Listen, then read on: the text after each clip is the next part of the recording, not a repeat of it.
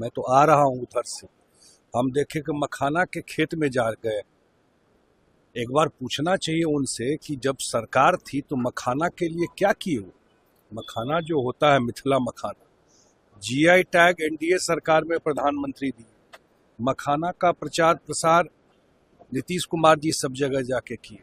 अभी मखाना बोर्ड बनेगा इस बार के बजट में। उसका क्या पर्पस था कि मखाना का पैकेजिंग, मार्केटिंग, ये सारा दुनिया भर में मखाना भेजा। ये काम तो सब बिहार सरकार अभी और केंद्र सरकार ने किया है, प्रधानमंत्री जी ने किया है। तो देख रहे खेत में जा रहे हैं। तो ये फोटो खिंचाने और वीडियो बनाने के अलावा कोई है क्या यात्रा? ये फोटो खिंचाइए, वीडियो बनाइए, क्या लेना है बिहार से? क्या लेना है बिहार से इन सारे चीजों का, उन लोगों का?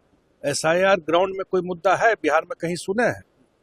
तब तो बहुत तरह का पर्यटन होता है, धार्मिक पर्यटन होता है, दुनिया में लोग घूमने जाता है। इससे आजकल पॉलिटिकल पर्यटन होता है। सीएम